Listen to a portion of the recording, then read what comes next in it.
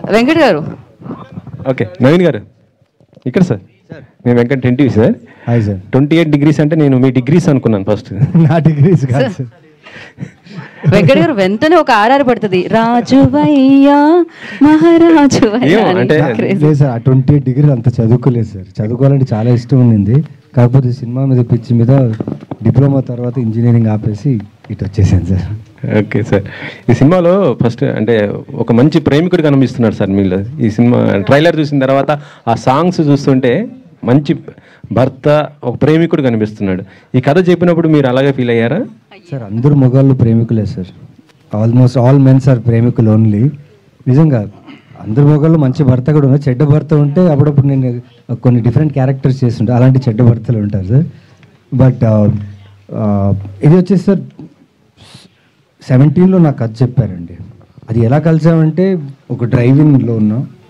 డ్రైవింగ్లో ఈయన జస్ట్ క్యాజువల్గా వచ్చి కలిసారు, భయ్య అందాల రాక్షసి చూసాను బాగుంది, మేము కథ చెప్పాలన్న. దెన్ చెప్పారు, ఐడియా బాగా నచ్చింది. 28 degrees అనే ఆ కాన్సెప్ట్, ఆ టెంపరేచర్లో ఒక మనిషిని ఫ్రిడ్జ్లో మనం ఒక ఫ్రూట్ ఒక ఫుడ్ పెడితే ఆ టెంపరేచర్లో పెడితే అది మనకు హైజీన్గా ఉంటుందని మేము అనుకుంటాం. అలాగే ఒక మనిషికి ఒక కండిషన్ ఉంది, ఆ 28 degreesలో ఆ మనిషిని తను ఫ్రెజైల్గా ఎలా చూసుకుంటాడు అనేది కాన్సెప్ట్. అంటే మరి లవర్గా సక్సెస్ అయ్యారు కనిపించింది, మరి భర్తగా కూడా సక్సెస్ అయ్యారా లేదా?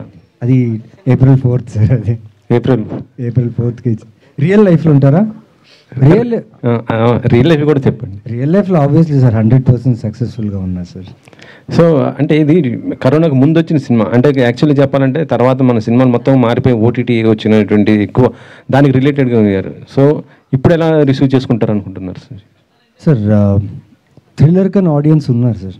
మీరు చూసే నేను కొన్ని జోనర్స్ థ్రిల్లర్స్ చేస్తూనే వచ్చా. థ్రిల్లర్ మూవీస్కి you have a particular audience who like thrillers a lot.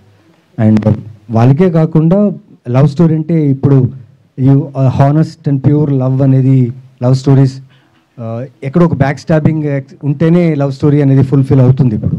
But ఇక్కడ వచ్చేసి చాలా honest love story between 2 doctors ఒకే కాలేజ్లో చదువుకొని ఫస్ట్ ఇయర్ నుంచి వాళ్ళ లైఫ్ జర్నీ, ప్రేమించిన తర్వాత హౌ దే స్పెండ్ టుగెదర్, వాళ్ళ ఎలా ఛాలెంజెస్ ఫేస్ చేశారనే క్యారెక్టర్ ఇది. సో ఎంజాయ్ చేశాను సార్ చేస్తూ. నవీన్ గారు, సో ఇందాక మీరు చాలా ఎమోషనల్ అవుతూ ఒక డైరెక్టర్ తన ఫస్ట్ సినిమాను ఏ విధంగా చూసుకుంటాడు, తన కోసం యాక్టర్స్ ఏ విధంగా కష్టపడతారు అనేది సో ఒక ఎమోషనల్గా చెప్పడం జరిగింది. అయితే 28 degrees Celsius ఒక ఏదైతే థీమ్ ఉందో, ప్రస్తుతం బయట టెంపరేచర్ చాలా హీట్గా ఉంది, April 4th. సో 28 degrees Celsiusలో ఉంటే మాత్రమే ఆ మనిషి బతుకుతుందని చెప్పేసి చెప్పారు లేడు. మరి ఇది April 4th వస్తుంది, టెంపరేచర్ చాలా హీట్గా ఉంది, 28 degrees మాత్రమే ఉండాలి. సో ఏంటి బతుకుద్దా, లేకపోతే ఏంటి మళ్ళీ దాన్ని డాక్టర్ ఏమన్నా మళ్ళీ ట్రీట్మెంట్ చేయాల్సిన అవసరం ఉంటుందా? సార్ ట్రీట్మెంట్లోనే అయిపోయాయి సార్, ఎందుకంటే 7 సంవత్సరాలు పడింది కదా సార్. 7 సంవత్సరాల్లో బాగా ట్రీట్మెంట్ చేశారు, ఎమోషనలీ ట్రీట్మెంట్ చేస్తూ ఫైనలీ బయటకు వస్తుందని ఒక సంతోషం అండి. వెంటిలేటర్ మీద ఉండే బయటకు తీసుకొచ్చారు, హ్యాపీగా బతికిచ్చారు, ఆడియన్స్ ముందు తీసుకొస్తున్నారు. మీ ట్రైలర్లు చూస్తే కాన్సెప్ట్గా ఇప్పుడు మీరు చెప్పినట్టు ఇప్పుడు April 4th అంటే ఇక్కడ చాలా వేడిగా ఉంది. కాన్సెప్ట్గా తను ఏం చేశారంటే వేరొక దేశం తీసుకెళ్లారు, తన టెంపరేచర్కి సూట్ అయ్యేలాగా. సో కథలో ఆ షిఫ్ట్ ఉందన్నమాట. So he has plan for that in trailer సాంగ్స్లో అదే కనబడుతుంది అందుకే.